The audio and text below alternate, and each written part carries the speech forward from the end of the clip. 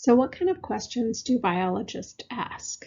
Biology is a really broad field with a lot of levels of inquiry. So a biologist can work at the molecular level or at a single cell level.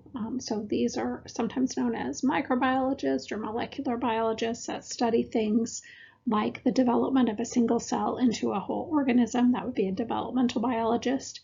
Biologists also work at the organismal level and try to understand how organs and organ systems work, and then also at the level of ecosystems and try to understand how different forms of life in a particular ecosystem might interact. So it's a really broad discipline. We're going to spend most of our time this semester thinking about single cells and how things happen within single cells and looking at single-celled organisms. But of course, biologists study lots of different levels of organization. So we're going to go through some of the themes that biologists study and themes of biology as we think about the kinds of materials that we're going to study this semester. So first, let's look at levels of organization. I alluded to this just a moment ago when I said that some biologists study molecules inside of cells. Other biologists might study specific organelles inside of cells. This particular organelle is a chloroplast. It's the reason that plants and green algae are green.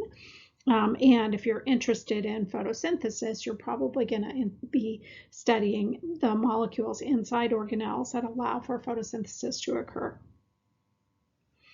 At the cellular level, this is a cell filled with chloroplasts and other organelles that is responsible for photosynthesis. In a plant, it would be found in the green parts of a plant. This is what makes the plants green. And so cells that work together for a common function are tissues. So the green cells within the leaf of a plant are tissues. Organs are multiple tissues that work together for a common function. In this case, this leaf has not just cells responsible for photosynthesis, but cells responsible for covering the leaf, protecting it, as well as cells responsible for bringing water to the leaf and carrying sugars away. Organs are part of organ systems and then make up organisms like this plant. A population is all of the members of that plant in a particular area. And then a community is that plant plus the other organisms in that particular area. Ecosystem adds in the non-living parts of the community, like water, air, soil, things like that. And then biosphere are the collective ecosystems on the planet. So those are the levels of biological organization. And like I said, this semester, we're really going to spend our time down here looking at cells, what's inside of cells, how cells interact with each other, interact with their environment, but mostly how the individual parts of the cell work together to make a cell function. So make sure that you can order those levels of organization from least to most inclusive, and also use given an example. So you'll see some practice problems like that.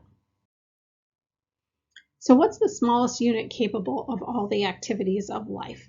The answer to that is a cell. Cell is capable of life, and there are all kinds of different cells. We're going to go through the different examples here, but there are of course many different unicellular organisms, single-celled organisms that can reproduce, can pass on information to the next generation, can mutate and change, can interact with their environment. They can do all the activities of life. So this is a cell.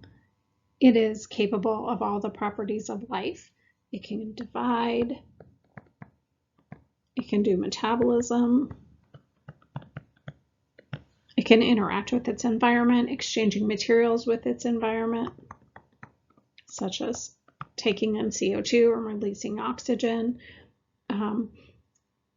Cells have emergent properties. What that means is that this cell can do things that the parts inside the cell cannot do on their own. So within the cell, you have a chloroplast. It can do photosynthesis. But it can't do cellular respiration. That's a different function inside the cell. So cellular respiration happens in a different organelle called the mitochondria, as we'll learn. But collectively, this plant can do metabolism.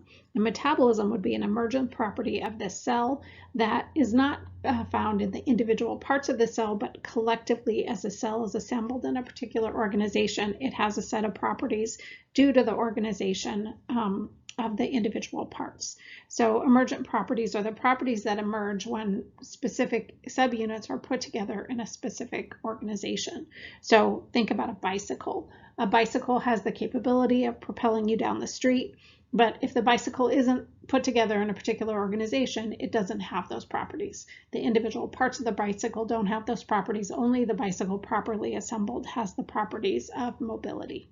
So the emergent properties are properties that arise from subunits that are put together in a particular organization, and it's a feature of all living things.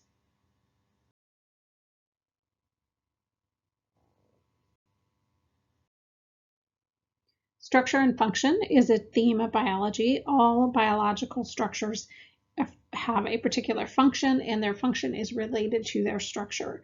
So an example here would be the beak of this hummingbird has a structure related to its function, which is to draw nectar from the flower. And the types of flowers that it goes to are related to the size of this beak. There's a structure-function relationship. And so oftentimes we can look at something's structure biologically, and that can help us understand what its function is. Interactions within ecosystems include interactions of matter, like carbon getting transferred from one organism to another, and interactions of energy. So if we look here, there are a bunch of interactions that we can observe.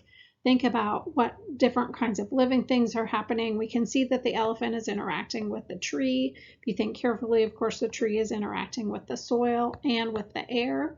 The air is interacting with the tree as well. So we have some exchange, first of all, of matter. So the tree is releasing oxygen into the environment. It's taking in CO2. The elephant, of course, is taking in oxygen and releasing out CO2. The tree is also taking in water and minerals from the soil. And in terms of matter, the elephant is taking food from the tree, right? Carbon in the form of organic molecules from the tree itself. So these are some of the types of matter that are being exchanged.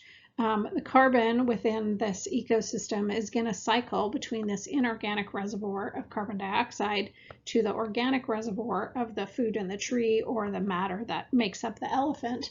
And then as the leaves of the tree or any of the other plants here decompose, or the elephant processes that food, the CO2 goes back into the inorganic reservoir. So matter cycles within ecosystems. Let's think about energy. Energy enters ecosystems, almost all ecosystems, in the form of sunlight. So the plant absorbs the energy of the sunlight and converts that into chemical bond energy in the form of food.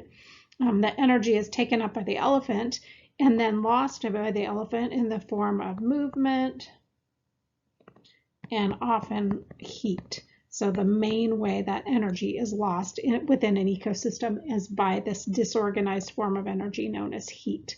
So matter cycles within an ecosystem. Energy flows through an ecosystem, entering as sunlight and leaving as heat and passing through organisms as it goes.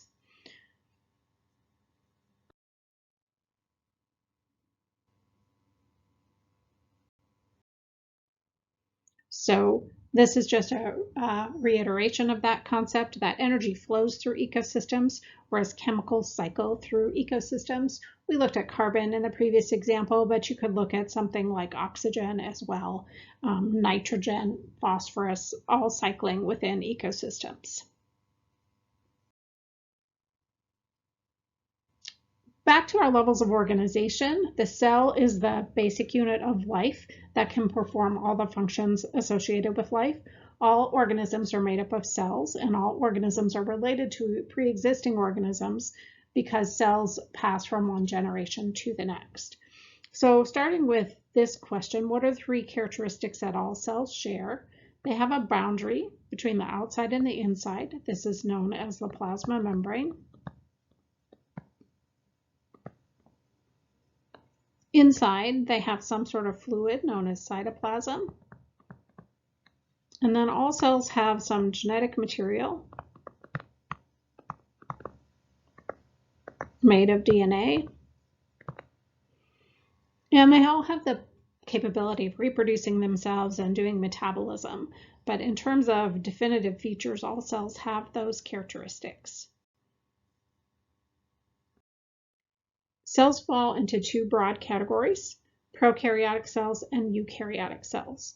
So as you can see here, prokaryotic cells are much smaller than eukaryotic cells, but they have those same characteristics. Plasma membrane, cytosol, DNA as their genetic material.